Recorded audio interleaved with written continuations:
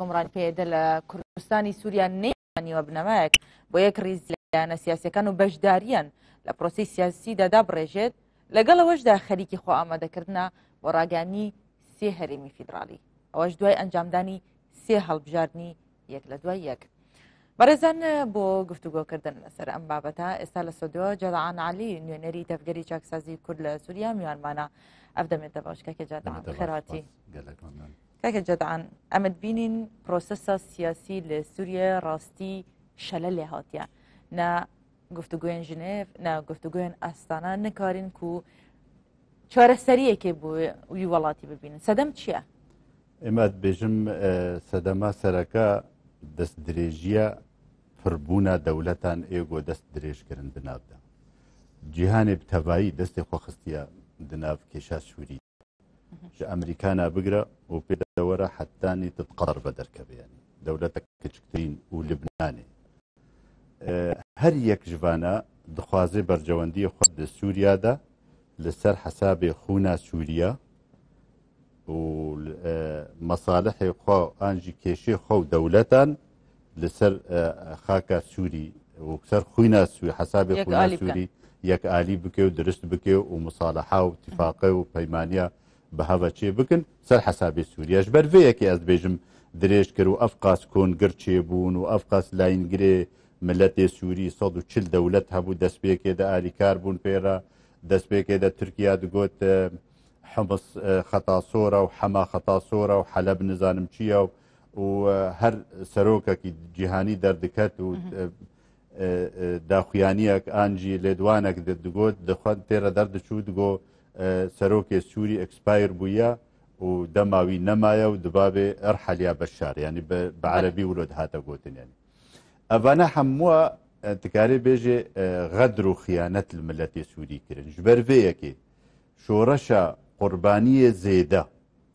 şoreşa wêrankirina welatê wê zêde biçêbû şoreşa got koçberiya yanî hijmareke ecîb nîvê milletê Sûrî koçber bû çi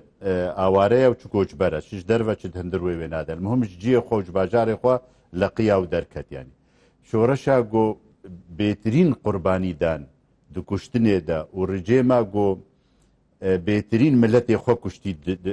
nav cîhanê de her ricêma beşar bû û hetanî roja îro berdewam e kuştina wê nade kuştina milletê xwe de ji ber vê yekê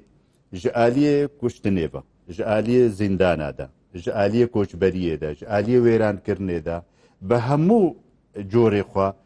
bi hemû şêwaya ewa qiyasî standiye di cîhanê de ji ber vê yekê zehmetiyê wê ev çêbûye kes nemazanê ئەمریکان jî hetanî niha di dewra Trump de anû ne diyare bê çi dixwazê di Sûriya de ême kes nizanê milletê Sûrî ji ber biryara çareseriya wedعê Sûrî ne destê Sûriya de ye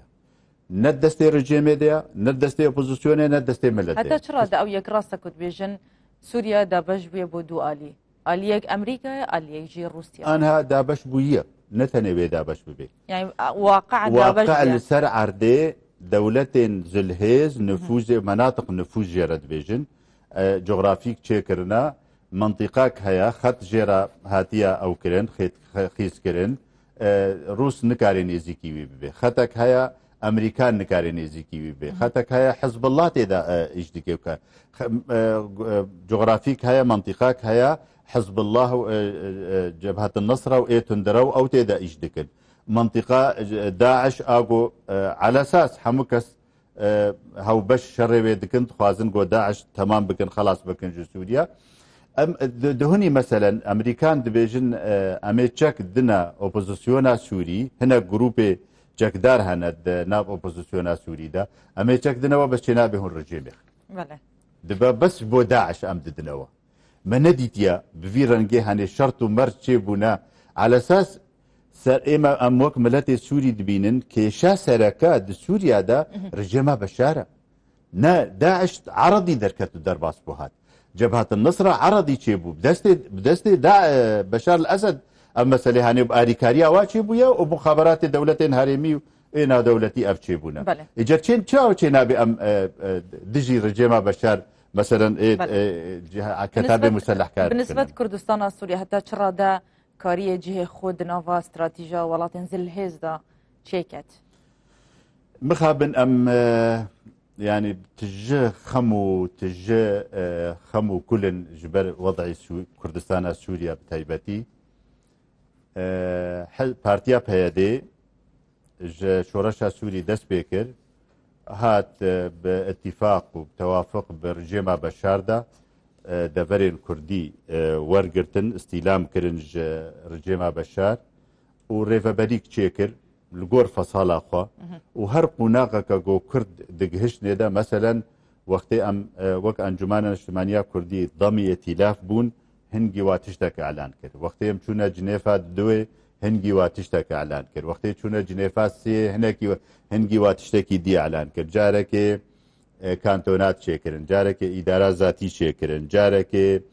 آنها اقالیم چه کرن دوورا اسایش چه کرن دوورا لشکریان نجار چه کرد دوورا المهم ده انجام ویدا نهاد انجام ریوبریا پیاده گو ایسال نزدیکی 4 ساله بریو دبی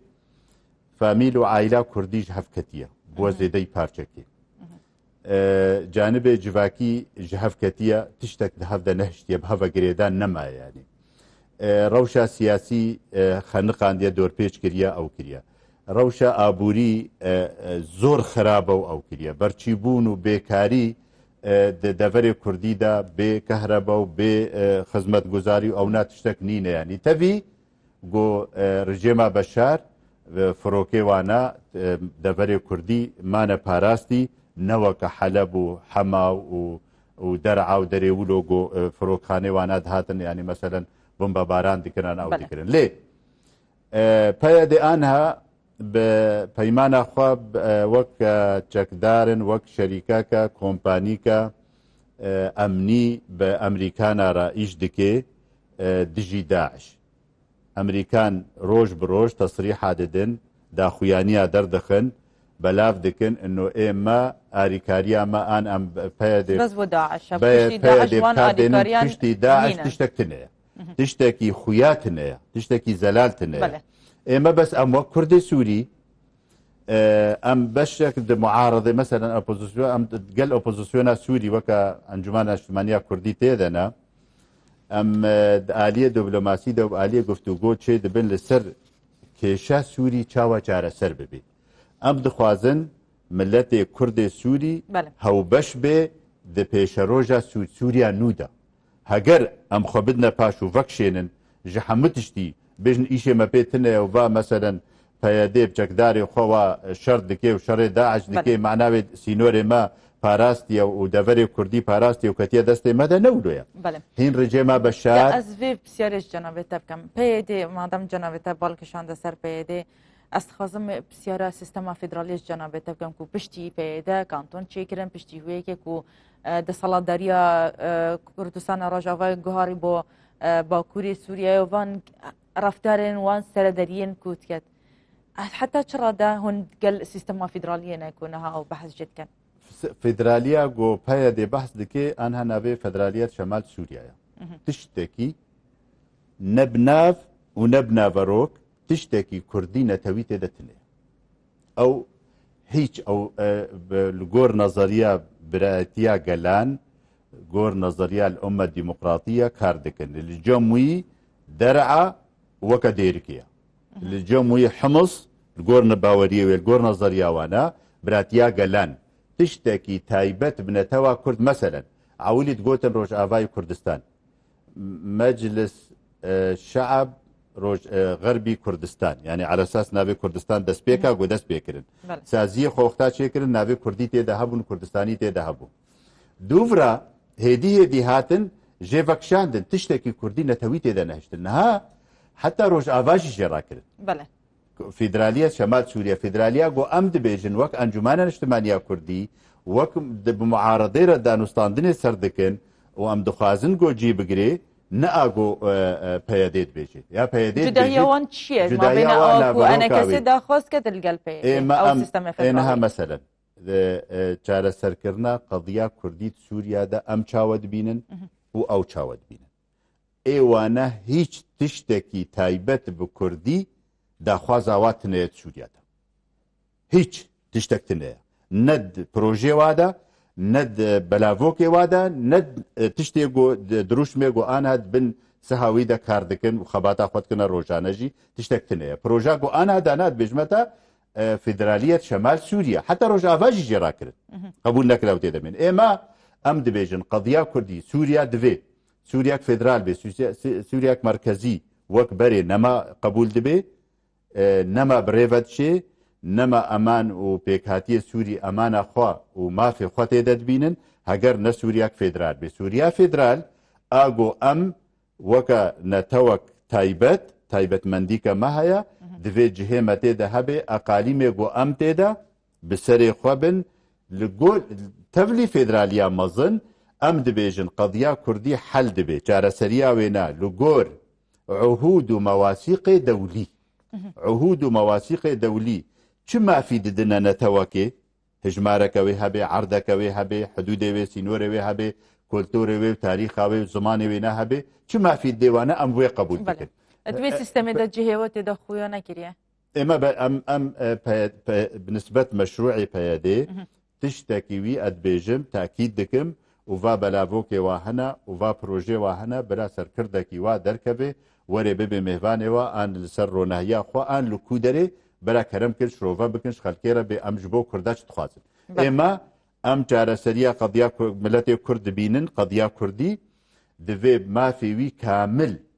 ئێڕاوا و ئێ دەستورە سووری دە تەسبیت ببێ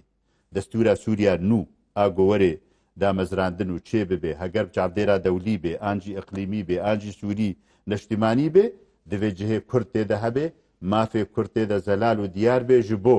هەگەر انقیلابەک چێبوو هەگەر گوهارتنەک چێبوو هەگەر دەستورێ دە تەسبیت ببێ ئەم نەما دەترسن و مەترسیا مەوی وەختی سەر مافێ ملەتێمە و زارۆکێ مەی گۆوەرن نەمامژێت ترسنەوە ئەگەر ڕژەمە سووریا ئەو سیستەما فێدراالیا وەکو پەیەدێ بە حەزجێت کات قبول نەکات و سەرە دەریێت گەل نەکات دی چ قەومی ئێمە خۆزی ڕێجێمە بەشار تشتێک بە سووریارە تەوقیع کردبانە ئەڤ ڕێڤەبەری خۆزی ڕێجێمە بەشار ئاعتیراف پێکردبانە هەنگی گۆتنەکە دی هەبوو خۆزی ئە فێدرالیا شەمال سووریا ئاگۆ ئەم دبێژن نە ناڤەڕۆکاوێ نە ئەنوانێوێ تشتێکی کوردی تێدە نینە خۆزی ڕێجێمە بەشار ئاعتیراف پێکردبان چ تشتێک گۆ پەیەدێ دکێ ji ڕۆژە ئانها مەسەلەن پەیەدێ خۆکریا دەستهلات سەر دەڤەرێ کوردیدا نکارێ ناسنامەکێ بدێ نکارێ جەوازەکێ بدێ نکارێ خراجقەیدەکێ بدێ نکارێ شەهادەکە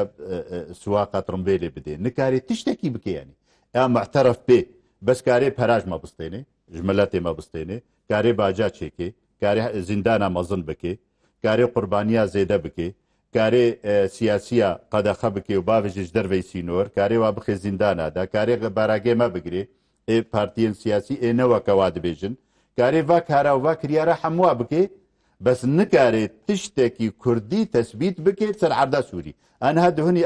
خەتەر و خراپ تێدا عەرەب هەنا هەفتەی و چارا بە ئانینە دەڤەرێن جزیرێ چلو دو گوند هەنا ئەم جوار دەبێژن عەرەبێ مەغموری مستەوتەنات نەها دەستورە خۆیان نودا هەلبژارتنە خۆی نودا دە قوناغایەکێدا مافێ عەرەبێ غەمرە بۆ ئەوژی ببێ سەرۆکێ بەلەدیە ئەوژی دەنگێ خۆ بدێ ئەو بێ علمەن ئەڤنا وافدین ئەم ژوارت بێژن مێڤانن بە هاتنە وا سیاسیە هاتنە سەر خاک و عەردا کوردێ سووری جواستان کوردستانە سووریا سەر عەردێ مەژ ماستاندنە بێندەرێ مەژ ماستاندنە حتا نەها ئەم دبێژن ئەڤنا مێڤانن هەگەر دەستپێکا شۆڕەشێدا بچێکی خۆ گنجر کردبانە پەیەدێ و گوتبانە یا ئەڵڵا دەبێ هون دەرکەون غەمەر بێ پێ لێدان و بێ کوشتن و بێتەڤن گوێ چوبانە جهێ خۆ بەگەڕیابانە ئەنها تەسبیت دکن ڕسمی بریارە دەستێنن ئەو حەقی وایە هەلبژارتن وش حەقی وایە کاندید بکن و تەرشیح بکن ئەم دبینن ئەف تشتێکی گەلێکی خەتەرە نەتەنێ داخوازە تشتێک کورد ناکن عەرەبێ غەمرجی خستنە شریکێ بریارە کوردیت بێت ئەس خواستم هەندێک پرسیارێک دیش جەنابەتە بکەم بەس ئەگەر کاری کوردی بەرسەوام بدەیت چونکی دەمەمە گەلێکی مایە دبێژن و پێدە خۆ بۆ هەلبژاردنەکە ئامادەت کرد ئەف هەلبژاردن چەوەیە پەیەدێ تشتێ گۆر پارتیا خۆتکێ گۆر پیڤانە پارتیا خوا تجارە لێڤەگەر چێ نەکریە تجارە ڕایە پارتیەن سیاسی و تەفگەرا سیاسی نەوەرگرتیە ئێمە ئەدبێژم دەما هەلبژارتنێ گرێدایە دەما هەلبژارتنە ڕێفراندۆمێ ڕێفراندۆما کوردستانە عراقی بەستەوی ولۆ کوردستانە عراقی هەیە هەرێما کوردستانی هەیە ئەو کارێ بەرسبەوە بدێ بێکەرتە شویشێ چێتکێ ئان چێ ناکێ چ گاوێ گۆپەیەدێ تاوێژێ ji roja şoreşa Sûrî çêbûyî hetanî niha tim bi hesaba bercewendiyê xwe hizbî tenê astangiya çêkê li pêşiya meşruعê netewî proja netewî a Kurdistanê hiç şerعiyeta bînîne ji ber got partîke tenê biryara distênê partîk tenê ti caran ji mafê wê naya masîrê milletekî biryarê ser wê nawekiriya bide eger wek hûn hayderî vê rewşê bin kîne ew ê navxweyî yan jî derveyî ku bi çavdêriya wê prosesê bikenî hilbijartinê hiç çend hilbijartin çêkirine belediyata şarewaniya wana çêkirine yek insanê xerîb beyanî an munezemak an tiştek nehatiye çavdêrî ji ware nekiriye ser bi tena xwe dikin bi tena xwe wek hizbek partîka şimûlî wek partîka diktatör wek partîka bi hikmê tivingê îşê xwe bi rêve dibe bi vî rengî tenê şolê xwe dimeşêne kî hat çavdêrî kir kî nekir ew îşê xwe dimeşêne wilo xwe tevî wan gotinên cenavê te li dore peyedê bez ez dixwazim pisyareke ji cenavê te bikem tu guhartinek yan jî di nav bera we da weke peyêde û enekesê da çê nebûye bû têkiliyên siyasî me besta min hiç çê nebûye gelek rêkeftin û an jî munezemat rêxistinê navdewletî sivîl muhawele kirin hinek dezgehna muhawele kirin hinek xêrxwazna عشائر ئەوە محاولە کرد بەس پەیەدێ مسڕە کەسی ji ber perwerdawê terbiyetawê bingehawê ya fikrî qebûl nake kesek şirîk bipêre hecî qebûl dike divê jêra çepkaxê divê tabiعê wê nabe divê bê ziman bê bêguh bê tiştekî deng neke her bidê dû vîna dibin sêwana wana de rûnê ji wara çepkaxê belkî hinek pera bidine hineka ji wara bikin cebha wetanî teqedumî hebû carê بشار الأسد وبافي وينا حتى ننهاجي هيا بس أحزاب الدورة وانا هناك شخورة كوم دكن جبو وكا مسلاك سياسي إنه هناك أحزاب هنا نبتنا قولو دكن وكي دي تشتك ناب موادة تنيا جبر قبول ناكن باوري واي جو هناك هاو بشي بوانارة تفقرا سياسي بتفاي كاركي بكن أو الجمعانات تنيا بله تاكي جدعان أوبوزيسيون سوريا داخاز كريه كو بيدي بخنات ليستا ريخستين تيروريستي دا کو بویەکێ بێ ناسکردن لێ ئەنە کەساف یەک ڕەت کرد بوو سەدەم چ بوو یەک ڕەت کرد بوو جەنابێتە چاوە ئەف یەک شڕۆڤەت کرد ئێمە ئەم وەک تەفگەرا سیاسیا کورد ناخوازن پارتیکە ئەندامێوێ کوردن بکەوێ لیستا تیرۆلێدا پەکەکێ پارتیکە بالئەساس کوردستانە تورکیایە بەس ji ber got danîne ser lîsta erhabê ئێمە ئەم نابینن تشتێکی باش و درستیانی تەوی ملاحظاتê me û nakokiyê mezin di nêrîn û fikr û hemû tiştê me û pekekê de û peyedê jî şaxek jiya em naxwazin partîk bi vî rengî werê ser lîsta tîrolê ji ber wê kêşa mezin bê dû vire bi me re kesek nikarê bi me re teamilê bike em nikarin bi hevdû re teamilê bikin em mecbûrin xwe dûrî wana bikin niha em dimênin bihêvî em dimênin bihêvî got em bigihne qûnaxekê wextekî li xwe vegerin vegerne sefa Kurdî vegerne ceda Kurdî vegerne proja qewmiya netewiya Kurd hingî em ê karibin hevegerin heger ketine ser lîsta tîrolê de em bihêvî dibin ji wana em naxwazin wilo sedem çi opozisyona Sûrî hewleweyekê dit ku wana bixtet lîsta tîrolê de pozisyona Sûrî qismekî mezin ji wana şovînî hene teban ême nekarê me ye em berevaniyê di ber peyedê de bikin heger tîrol al ne tîrol ber ew dîfa'a xwe ew mitgê zîndanê de zanê me bixê zîndanê de û zanê sekreterê me ji derveyî sînor bavê jî serokê encûmena Kurdî ji derveyî sînor bavê jî û zanê hevalê me qedexe bike sînorê li wa bigirê bes nikarê dîfa'a xwe bike ber wê nede ka tîrola an ne tîrola kiryarê got peyedê dike xirabin wek ême em di bidaxuyaniyê xwe de dibêjin kiryarê wana ê tîrolê ne kiryarê wa tîrol bes em naxwazin weke rêxistinek ser lîsta tîrolê werê dibîstandin şovîniyê ereb دناف اوبوزيسيونا سوري دا جو كردا تبع عاجز جو كردا حسناكن نزيكي ما في كرد نابن دبينن كرد دخيلن دبينن كرد نخودية ما في خنا نخودية عرضا خو وخاكا خنا سوري ميوانن جركا دركبن جركا هجر هبنجي رونن دبي خوفا نكن ودعوات اشتكي نكن جبر في درجهيفا دبيجن بيادة إرهابية أو نايا ملاحظات ما وتشتي ما قال لك إيه خراب دكن بيادة هنا أم دوينا قال لك نقاط هذا أمجي وكوانات بيجن بس أم قصة وري سر لساتي رولي أم قبولنا كنو ربي بله برس جدعان علي نونري تفجر ريفورمي كردان لسوريا مهواني ما بوي ده برنامج ماذا قالك سپاس بجانب ده قالك ممنون